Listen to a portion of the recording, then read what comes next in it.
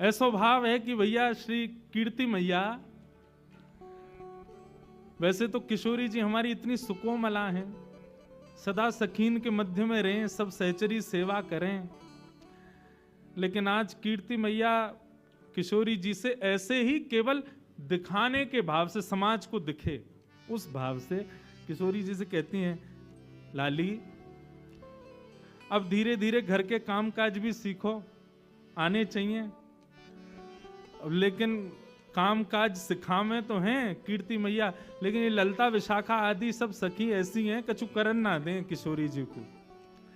लेकिन आज किशोरी जी हट करके बैठी हैं कि नहीं, आज मैया जो कार्य कहेगी हम जरूर करेंगे। और मैया ने कार्य कह दियो है, बोले लाली आज एक काम कर, गौशाला में जाके गैया को दूध काट के ला। और किशोरी जी आज गैया को दूध दोहे में जा रही हैं। इतनी सुंदर लीला है।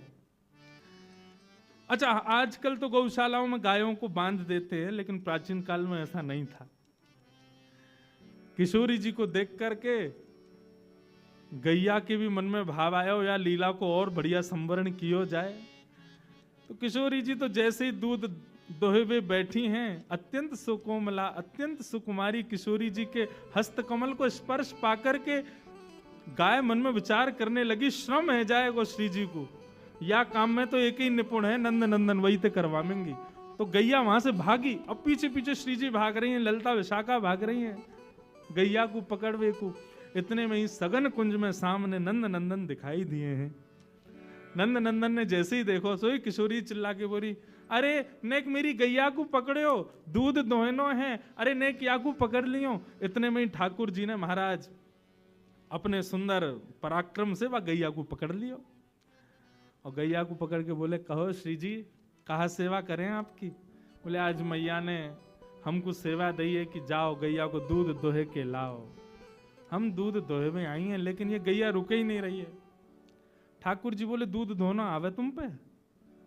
बोलो क्यों नहीं आवे, नेक दोहे के दिखाओ। अब जैसे ही श्री जी फिर छुए बैठी, गैया फिर भागने लगी। तब ठाकुर जी कह रहे हैं, देखो हम दोहे के दिखाएं आपको, गैया को दूध कैसे दोहो जाए। सब सखा और सब सखी भी वामे रस को वर्धन करें, विक्षेप ना करें। वो लाला श्री जी तो पे ऐसे गुस्सा करें, बुरो मत मानियो, जैसे कोई खसम पे वाकी घरवारी गुस्सा करे। हमें तो ऐसा लगा ये अधिकार मान चुकी हैं। सब सखी ललता विशाखा पीछे डंडा लेके भागी। बोले भाई बताएं, ज्यादा संबंध बना रहा है, हमारी श्री जी या कार्य कलूटे को खसम मानेंगी अपनों। जैसे तैसे लड़ते झगड़ते हुए ठाकुर जी ने आधी बाल्टी दूध भर दिया। अब श्री जी को तो ले जाके कीर्ति मैया को देना था, देखो हमने दूध काढ़ो है। अब जैसे ही दूध काढ़ करके अब दूध पूरा है गया और गैया चली गई। और दूध के झागन को ठाकुर जी बढ़िया मिला रहे हैं, वाह देख कहा बढ़िया दूध निकालो। श्री जी बोली लाओ चलो अब दे दो। ठाकुर जी बोले नहीं मिलेगो, ये तो हमने निकारो है, हमारे सब ग्वाल बाल भूखे हैं, हम भूखे हैं, हमारे सबरे बंदर भूखे, हम पीवेंगे या को। ललता विशाखा क्रोध करने लगी, बोले अभी बताएं तो को पीवे को दूध, अपने घर को गैया को पी, हमारी गैया को काई को पी रहा है। ठाकुर जी बोले निकारो कौन ने, निकारो हमने तो हम पीवेंगे, और ये हमारे सखा सबरे बेचारे सुबह से भूखे प्यासे दूध पीवेंगे, बढ़िया बढ़िया काढ़ो हमने। अब तो किशोरी जी चरणन में बैठ गई, बोले भैया अब यहाँ लड़वे तो काम नहीं चलेगो, नेक थोड़ी सी अपनी लाज जाए तो कोई बात ना, नेक माफी मांग लो, क्षमा मांग लो। और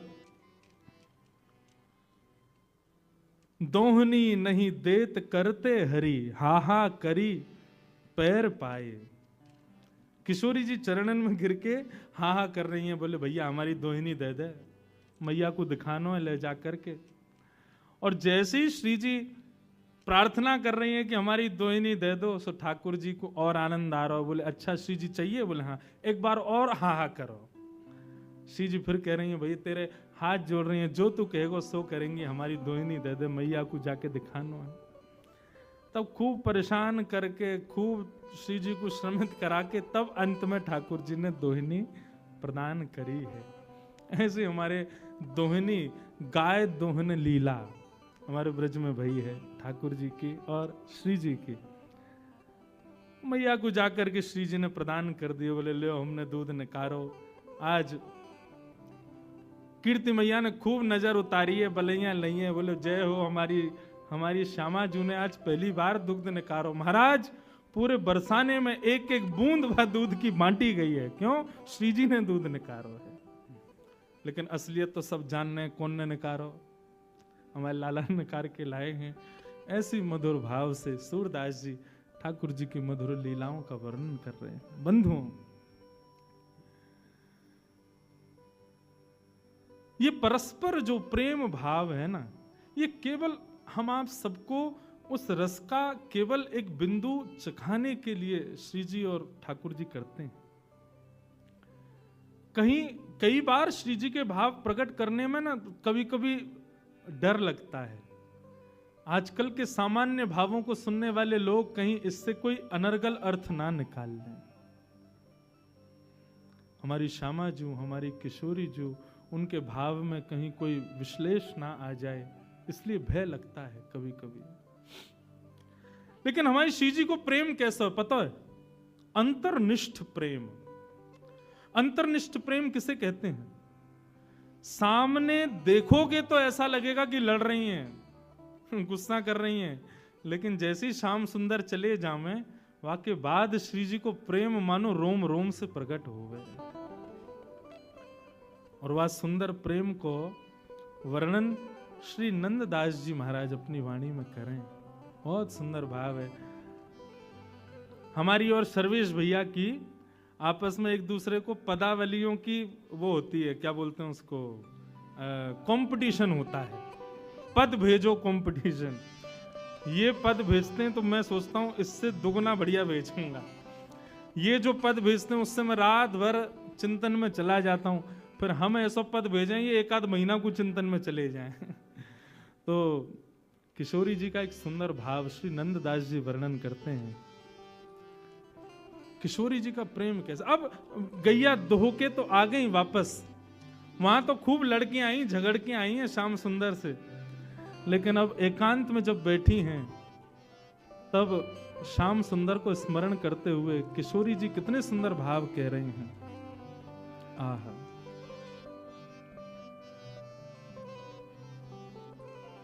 बहुत सुंदर भाव।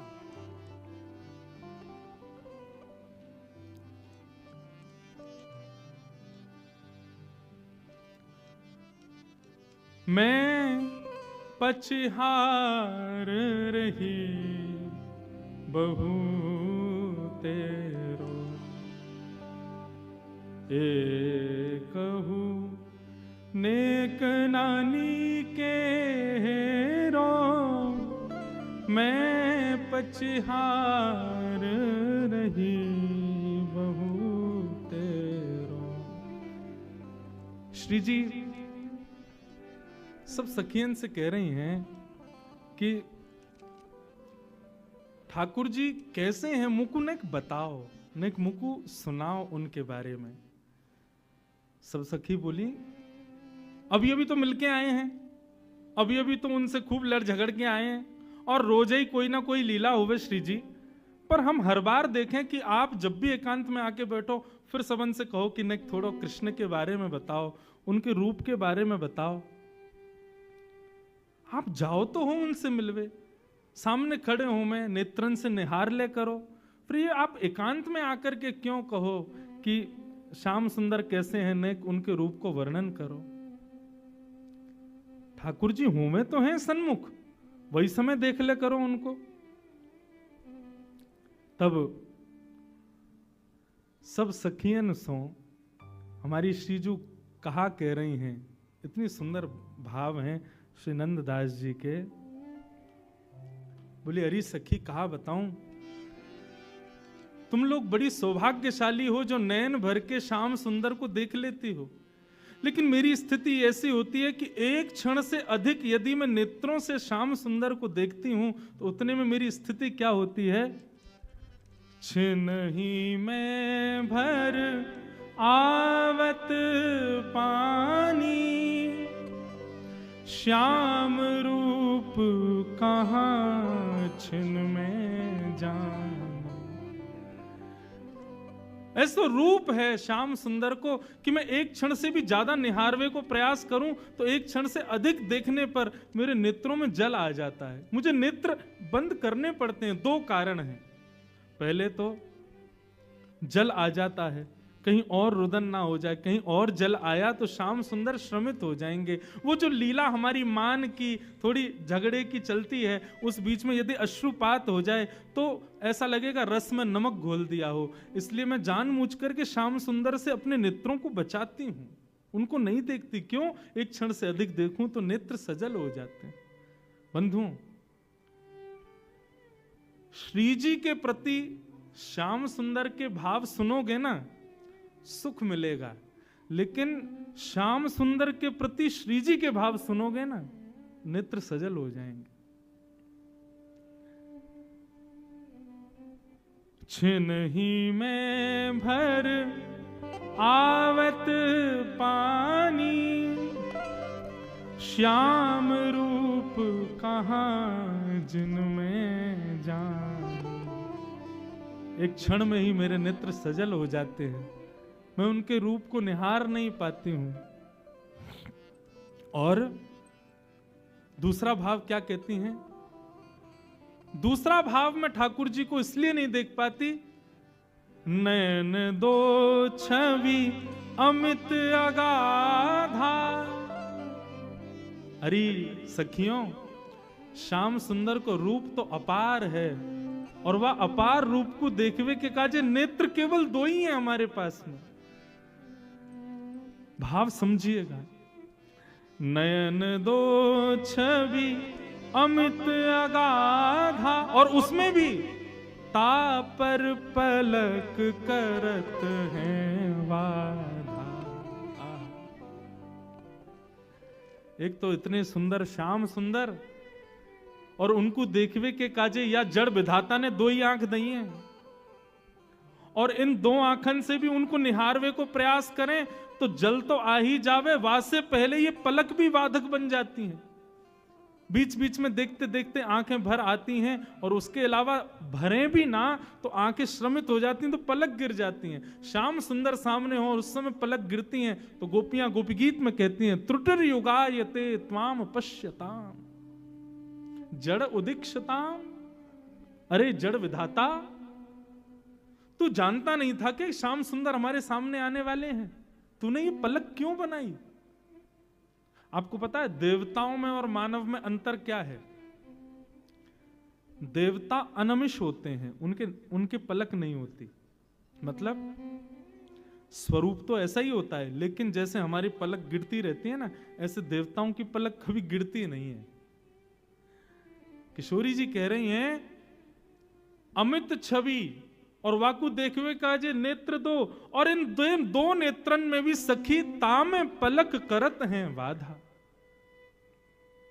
कैसे निहारूं उनको, कैसे देखूं? या हमारे मैं आप लोगों से प्रार्थना करूं कि मुझको कृष्ण के भाव सुनाओ, उनके रूप को वर्णन सुनाओ, उनके अंग प्रत्यंग को वर्णन सुनाओ, क्योंकि देखवे की सामर्थ्य मेरी नहीं है। श्री जी के इतने सुंदर भाव। श्री जी कहती हैं, अब एक सखी बोली, तो श्री जी बा कारे कलूटे को देखवे निकाय को है। अरे आप इतनी सुंदर हो, आप तो अपना प्रतिबिंब ही देख ले करो। आपको प्रतिबिंब को जो स्वरूप है ना, वह स्वरूप को ही ने सांवलो बना दिया जाए तो ऐसा लगेगा श्याम सुंदर ही हैं। आप तो खुद को ही देख ले करो। वह नंदनंदन को देख के कहा करना है आपको। तब श्री जी कहती हैं, जो ब्रज दीनो जन्म हमारो। अरे सखियों ध्यान से सुनो, यदि ब्रज में हमारा जन्म हुआ है तो ब्रज में जन्म लेने का एक ही कारण है। क्या? जो ब्रज दीनो जन्म हमारो, देखन को मन मोहन प्यारो। ब्रज में जन्म खाने पीने हंसने बैठने घूमने फिरने के लिए नहीं हुआ है। इस ब्रज में जन्म केवल श्याम सुंदर मनमोहन को देखने के लिए ही हुआ है। उनको नहीं देखेंगे तो कैसे काम चलेगा? हमारे यहां तो ब्रज की गोपियां श्रीमद् भागवत के वेणु गीत में कहती हैं। कभी अवसर मिलेगा ना, लाल जी के ससुराल में वेणु गीत भी सुनाए। श्री जी तो आ ही जावे।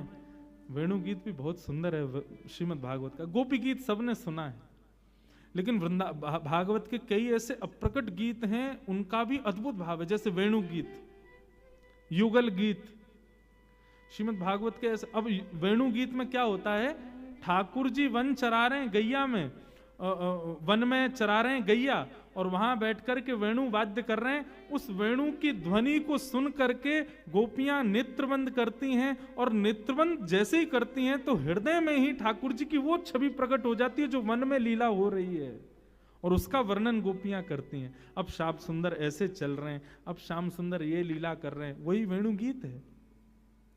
वेणु गीत में गोपियां कहती हैं, अक्षणवताम फलमिदम न परम विदाम।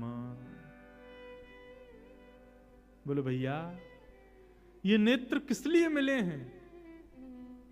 सूरदास जी का पद है ना, देखो चाहत कमल नयन को, निस दिन रहत उदासी अखियां, हरि दर्शन की प्यासी प्यासी, हरि दर्शन की प्यासी अखियां, हरि दर्शन की प्यासी।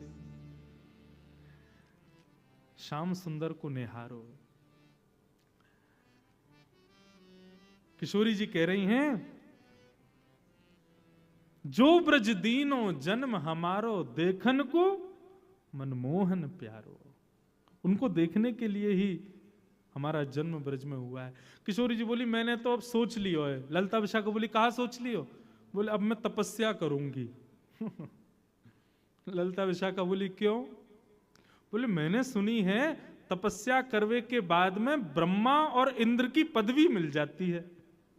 ललिता विशाखा बोली, आपको ब्रह्मा की पदवी की क्या पड़ी है? बोले, मैंने सुना है पूरे विश्व को ब्रह्मा बनाता है, तो मैं तपस्या करूंगी और तपस्या के बल से मैं विधाता बनूंगी। और यदि विधाता मैं नहीं भी बनी, तो ललिता विशाखा बोली, आपको विधाता बनने की क्या जरूरत है? आप विधाता को बनाओ, आप में इतनी सामर्थ्य है। किशोरी जी बोली, सही कह रही है, इस बार तो विधाता विष्णु ने बनायो, लेकिन अगली बार जब प्रलय के बाद पृथ्वी बनेगी तब विधाता को मैं बनाऊंगी। ललिता विशाखा बोली, आप विधाता को बनाओगी? क्यों, कहा करोगी ऐसा? तब किशोरी जी का भाव सुनो। आहा, जो विधि ना को वश कर पाऊं, तो मैं पद्धति कछु और चलाऊं।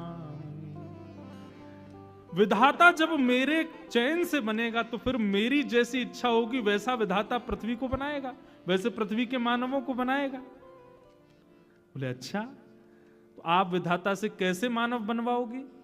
बोले, या विधाता ने तो 2 आंख वाले मानव बनाए, लेकिन जब मैं विधाता को बनाऊंगी या मैं विधाता बनूंगी, तब रोम रोम प्रति नैन बनाऊं। मैं विधाता को आज्ञा करूंगी कि भैया मानव बनाइयो, लेकिन मानव के जितने तेने रोए बना दिए ना बेमतलब के, कहा काम है इनको, इन प्रत्येक रोम में नेत्र प्रकट कर दियो। रोम रोम प्रति नैन बनाऊं, क्यों? ताकि अमित अगाधा स्वरूप जो श्याम सुंदर को है, हमारो अंग अंग वाको दर्शन करे, हमारो अंग अंग वाको निहारे। और सखी ने को एक और बात सुन, रोम रोम प्रति नैन बनाऊं, और उसमें भी इकटक रहें, ये नेत्र सदा खुले रहें, श्याम सुंदर को देखते रहें, उसके लिए पलक न बनाऊं। रोम रोम प्रति नैन बनाऊं, इकटक रहें पलक न बनाऊं।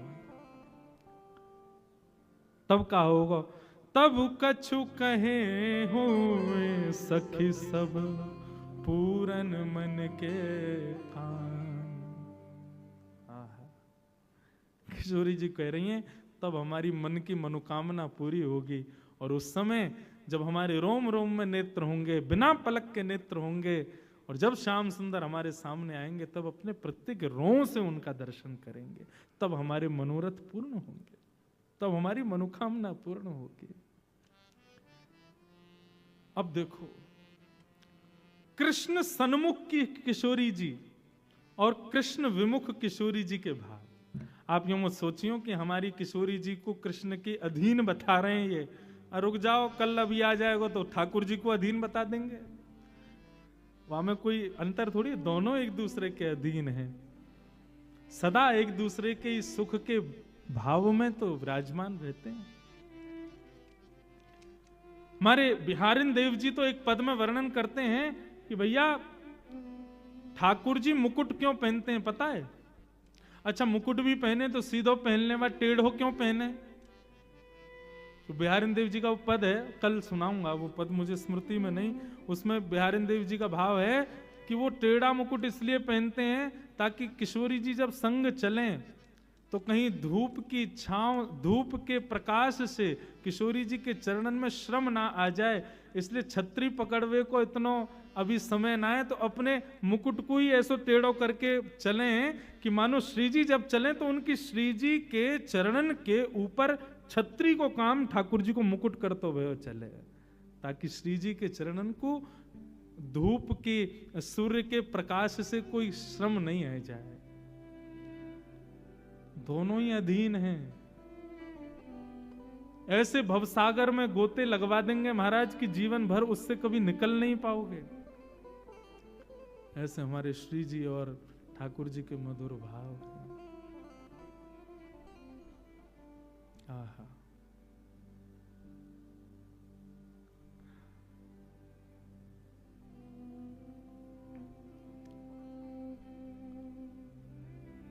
वृंदावन किस मधुर भाव में, मधुर साम्राज्य में प्यारी जू और श्यामा जू के ऐसे, या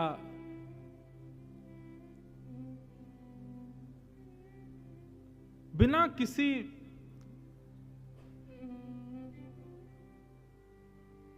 दिखावे को प्रकट किए हुए इस निर्मल प्रेम को सब सखियां सुनकर के आनंदित हो रही हैं, और दोनों रसिक जन मधुर भाव से श्री जी को प्रणाम कर रही हैं। तो ऐसे श्री जी के प्रेम उद्भाव हैं ठाकुर जी के प्रति। हमारे वृंदावन में रसिक जन यही भाव के, शायद गत वर्ष भी मैंने कहा था, श्री हृदयवंश महाप्रभु कहते हैं कि ठाकुर जी आप चाहते तो एक ही नेत्र बना देते, वहां तो किशोरी जी कह रही हैं कि अनन्य नेत्र प्रकट करो, लेकिन स्वामी श्री हृदयवंश महाप्रभु कहते हैं कि ठाकुर जी आप चाहते तो एक ही नेत्र बना देते, एक ही नेत्र से पूरा संसार हम लोग देख लेते, लेकिन आपने ये दो नेत्र यही मारे प्रकट किए ताकि एक नेत्र से हम आपको विराजमान करें, दूसरे नेत्र में श्री किशोरी जी को विराजमान करें। बसो मोरे नैनन में यह जोड़ी, नव दुल्हे ब्रजराज सांवरो, दुल्हन राधा गोरी, बसो मोरे नैनन में यह जोड़ी। ये जो श्री रसखान जी भाव प्रकट करते हैं ना, देखो दुरो वह कुंज कुटीर में परो पलोटत राधिका पायन। श्री किशोरी जी के चरणन में श्याम सुंदर अपने सिर रखे भय दर्शन दिए रसखान जी को। ये भाव भी ठाकुर जी कोई ना कोई लीला ऐसी ढूंढते रहते हैं जिसके कारण से किशोरी जी के सन्मुख जाने का और किशोरी जी को प्रणाम करने का अवसर मिले। श्याम सुंदर उससे चूकना नहीं चाहते हैं। ऐसी एक लीला हमारे ब्रज के रसिक जन सुनाते हैं। एक बार बरसाने में लाल जी कोई ना कोई बहाने ढूंढते रहे, कैसे निज महल में जाऊं, कैसे दर्शन करके आऊं। तो हमारे मलुक दास जी महाराज, उनका एक बड़ा सुंदर भाव है। ठाकुर जी जोगी बनकर के बरसाने गए और बरसाने जाकर के वहां जोगी बनकर के श्री किशोरी जी का दर्शन किया। शायद भाव मैंने गत वर्ष भी सुनाया था, जोगी रंग मीनाया अच्छा श्रृंगी नाद बजाया। अब मलुक दास जी महाराज इस भाव में ठाकुर जी की एक एक छवि का वर्णन करते हैं कि वो कैसे बनकर के आ रहे हैं। ठाकुर जी जोगी बनकर के बरसाने गए, अभी जोगी बन के जाएंगे, अगले भाव को इसके बाद हम सुना वहां में गोपी बन के जाएंगे और केवल किशोरी जी को सन्मुख रस प्राप्त हो, या भाव से जा रहे हैं। श्री मलुक दास जी का भाव है, सब लोग गाओ, बड़ा प्यारा भाव है। ठाकुर जी कहें कि भैया हम कृष्ण बन के जावें तो कोई ना कोई रोक दे, दुनिया भर की बात बनावे, श्री जी भी हमसे लड़े झगड़े, या हमारे रूप बदल के चलो। तभी ठाकुर जी ने नंदगांव में एक जोगी को देखा, घर घर जाके हाथ देख करके महाराज भविष्य बता रहा है। ठाकुर जी बोले ये बढ़िया है, मधुमंगल श्रीदामा ऐसी पोशाक लाओ हमारे काजी। बोले क्यों, हम भी जोगी बन के जाएंगे। बोले क्यों, किशोरी जी की हाथ रेखा देख के आमे ने बता के आमे उनको भविष्य कैसा है। ठाकुर जी जोगी बनकर के जा रहे हैं, श्री मलुक दास जी महाराज इसका वर्णन कर रहे हैं। अपने केशों में वो एक पत्ता होता है, उसमें से दूध निकलता है सफेद सफेद, उस दूध के बढ़िया रस को लेकर के अपने केशों में बढ़िया जटा बना ली। वहां पे दास की कथा थी और एक ही मंच पे सुबह हमारी भागवत होती थी, शाम को मलुक पीठ वाले पूज्य श्री राजन दास जी महाराज की भक्तमाल होती थी। एक ही संग रुके थे, तो वहीं रात में 2 बजे महाराज जी ने ये पद मुझे सुनाया था। तो महाराज जी यहाँ पे बोले, इंद्रेश जी, मलियागिरी भस्म ब्राजे मानो सुर डमरू बाजे।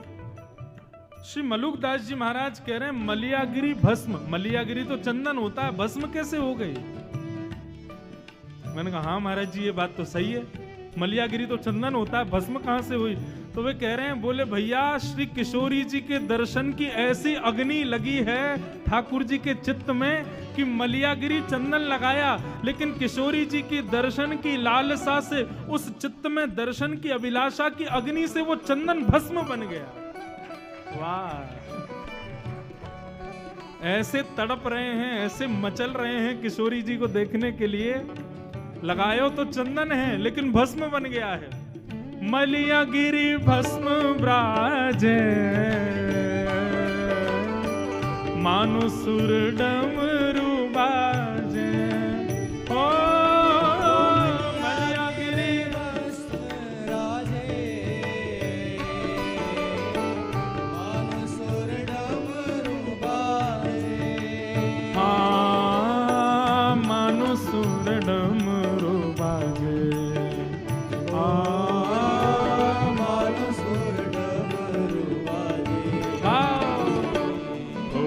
जोगी रंग मीनाया अच्छा श्रृंगी नाद बजाया। ओ जोगी रंग मीनाया अच्छा श्रृंगी नाद बजाया। जोगी रंग मीनाया अच्छा श्रृंगी नाद बजाया। ओ जोगी रंग मीनाया अच्छा श्रृंगी नाद बजाया। अब जोगी बन गए ठाकुर जी, पहुंच गए बरसाने, अलग निरंजन डमरू बजावे, कोई भविष्य दिखवाओ, कोई हाथ दिखवाओ, कोई जन्मपत्री दिखवा लो। ललिता विशाखा सखियां सब देख रही थी। बोलो भैया कोई भविष्य बतावे वारो आयो है। बोले हाँ आयो तो है। कोई कहे अपनी पूछो, लेकिन हमारी ब्रज की सखियों का भाव कैसा? अपनी मत पूछो, हमारी श्यामा जी की पूछो।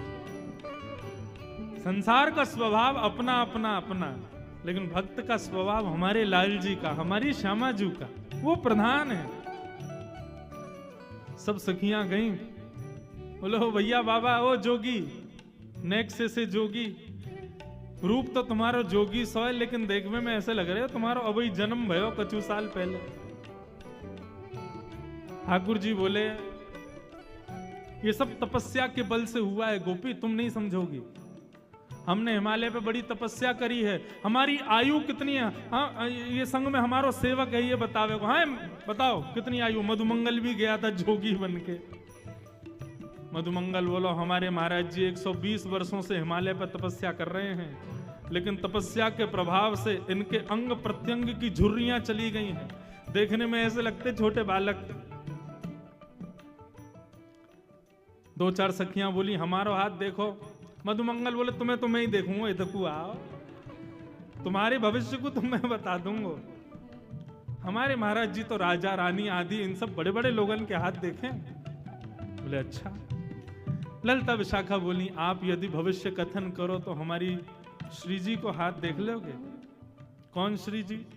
अरे या बरसाने की अत्यंत सुकोमला, अत्यंत सुमनोहरा, रसिक जनन के हृदय में सदा वास करवे वारी श्री वृषभानु नंदिनी हमारी श्यामा जू ने उनको भविष्य देख लो। ठाकुर जी बोले कहा भविष्य देखनो है? बोले भविष्य में केवल इतना देख के बताए दो कि हमारी ऐसी सुकुमारी सुंदर किशोरी जी को ध्यान रखवे वारो कैसो होएगो। नेक वाक्य बारे में नेक बताए दो। हम तो यही बात की चिंता में कि हमारी किशोरी जी के भाव स्वभाव स्वरूप इतने सुंदर हैं कि कहीं उनकी जोर को कोई मिलेगा भी कि नहीं। जोगी बोला हाँ हाँ दिखाओ, बताओ कौन है, कहाँ है, दिखाओ, बोला अभी बताते हैं हम सब कुछ। जोगी को पकड़ करके लेके गए। इतने में ही श्री वृषभानु नंदिनी पधारी सन्मुख, और जैसे ही सामने आई हैं किशोरी जी तो दूर से ही देखे। बोले किसको पकड़ लाई हो ये? बोले बहुत बड़े जोगी हैं, 120 वर्ष से तपस्या करके इन्होंने अपने अंग की कांति को बिल्कुल बालक के समान कर लिया है।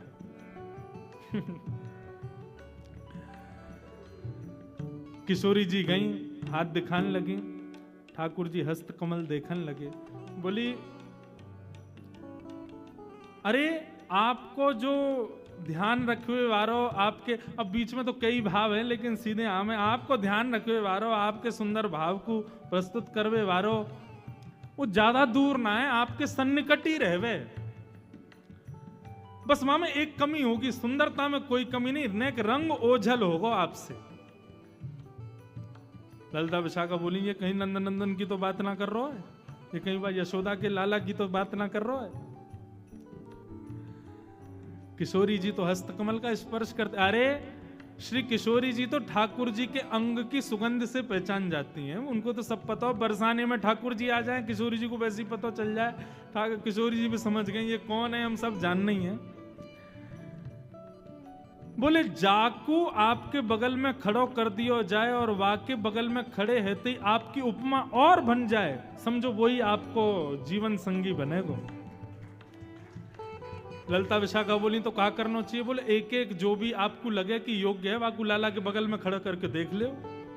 यदि वासे किशोरी जी की उपमा बढ़ जाए तो समझ जाइए कि वही है। अब बोले यहाँ कोने पकड़ के लाम है, सो धीरे धीरे ठाकुर जी खिसक के बगल में चले गए और बगल में जाकर के महाराज कंधे में गलवैया और देखी। अरे ललिता ने देखियो कैसे लग रहे हैं हम। श्री मलुकदास जी वर्णन कर रहे हैं, सोहे बाम भाग में प्यारी, मानो अर्धंग सवारी। सोहे बाम भाग में प्यारी, मानो अर्धंग सवारी। अरे हाँ सोहे बाम भाग में प्यारी,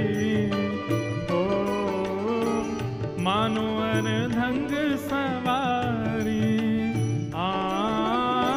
सोहे बाम भाग में प्यारी,